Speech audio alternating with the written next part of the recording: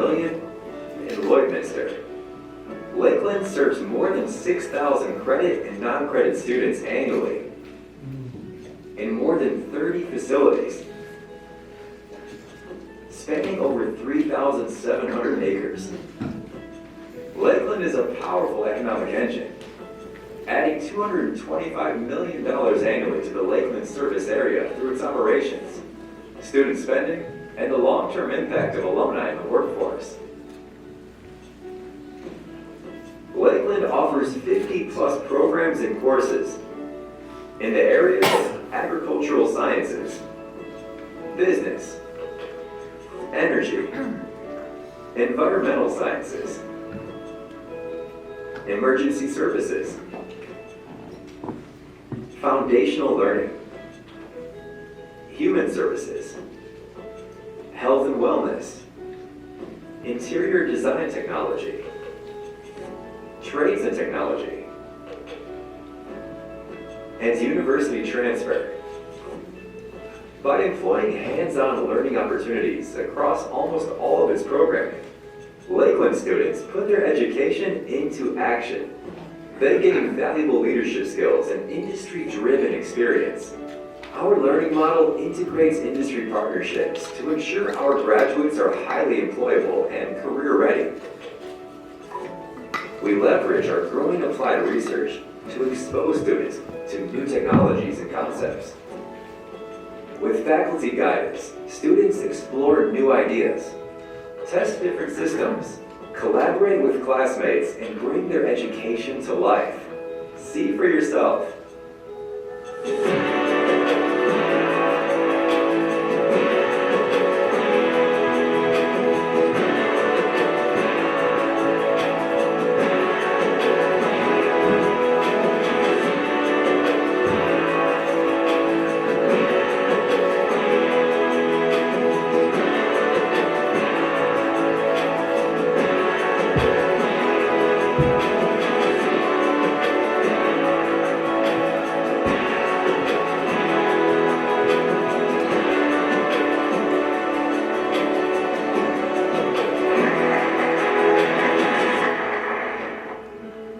Outside the classroom, campus life is full of opportunities to connect, grow, and to lead through clubs, activities, collaborations with community, and to Rustlers Athletics.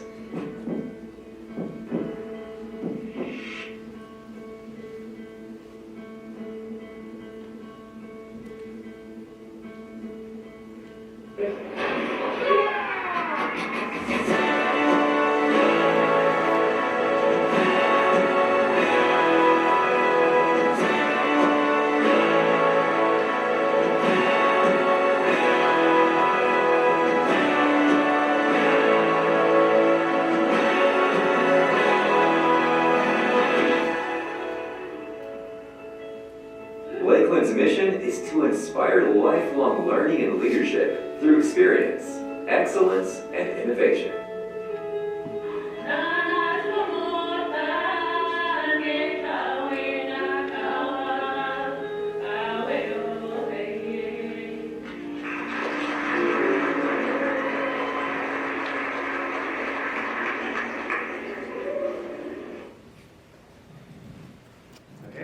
Yeah.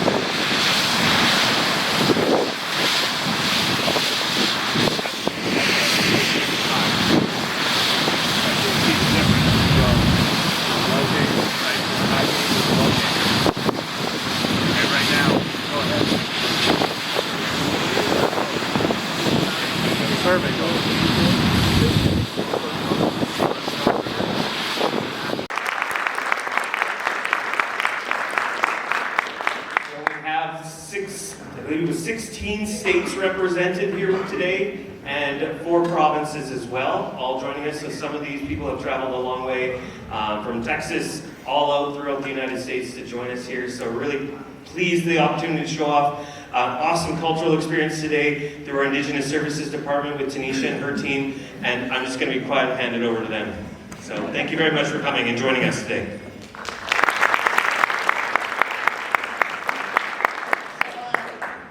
Tanisha Jordan, Kisagal, Pisin, Giskaskawani Tat Aski, Nisnigasun, Cumberland House, Ochinia. My name is Tanisha Jordan. A lot of my family comes from Cumberland House, Saskatchewan, which is in Treaty Number 5. Today we have all this awesome talent. We have Grant Whitstone, who's going to be our MC. He's coming from Onion Lake. Our drum group today is Red Tail.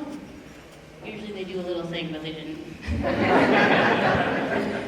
And with that, I'm just gonna do a land acknowledgement quickly before we get started. So here at Lakeland College, we acknowledge that the land we gather on is the traditional homeland, hunting, ceremonial gathering places of the First Nation, Métis, and Inuit. The Plains Cree, Woodland Cree, Saulteaux, Blackfoot, Métis, Dene, and Nakota Sioux people have practiced their culture and languages on Treaty 6 and Métis 2 region territories for generations and were the original caretakers of this land. Many First Nation, Métis, and Inuit people call this land home today and have done so for millennia. We would like to acknowledge the history we have created together on this land and to be thankful for the opportunity to walk side by side in Utu-Tamawin, friendship, learning from our past, and promoting positive relationships for the past, present, and future. And one other thing I want to highlight is a lot of these dancers that are here today are connected to Lakeland in one way or another. So we have a lot of alumni and current students that are here with us today. And this is a really awesome partnership between Indigenous Support Services and ETC. So with that, I'm going to call up Grant. All right, well, good afternoon, ladies and gentlemen.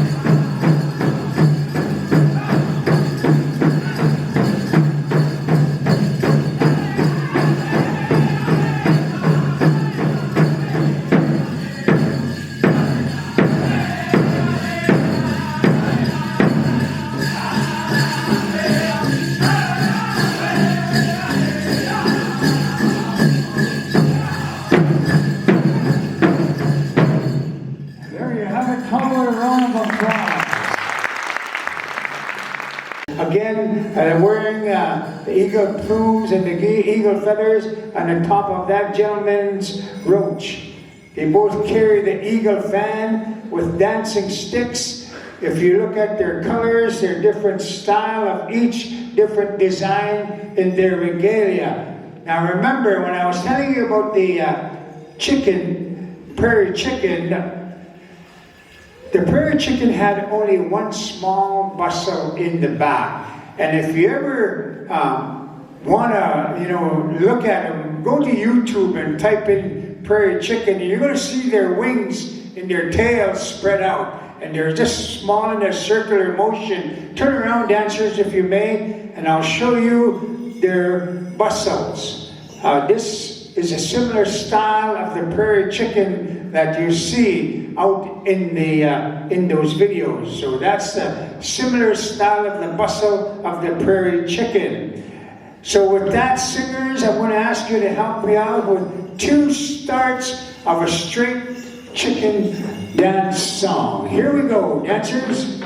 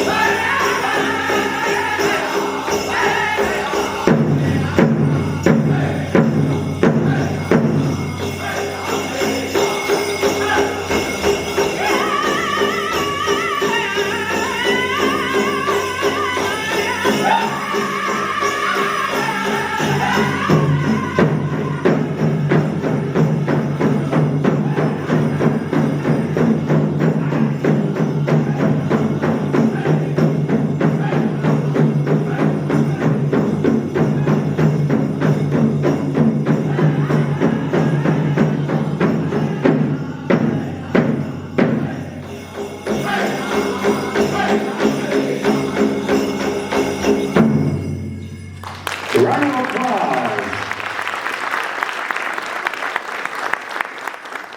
That brings food into our home. There's a lot of things that I have to do, Creator. I cannot take care of this drum that you bestowed on me. Can I give it to the man to take care of it, to provide the songs, to provide the use of the drum for the ceremonies? And that's how the drum became the use of who we are as an indigenous people.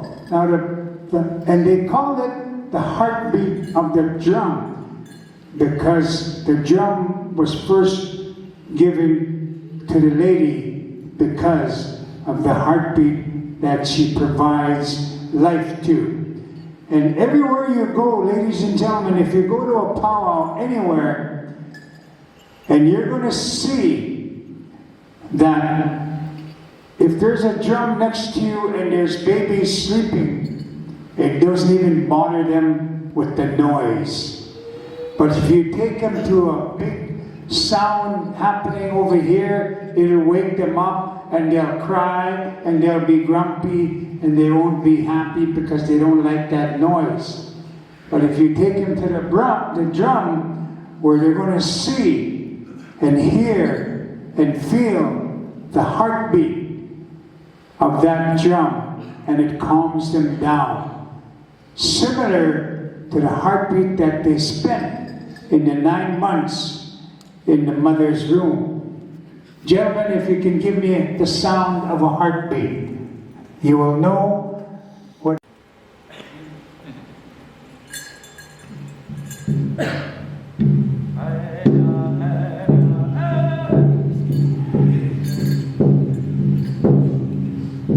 So that sound that you hear calms the child down because they're so familiar with that particular sound. So that's where the drum originally came from.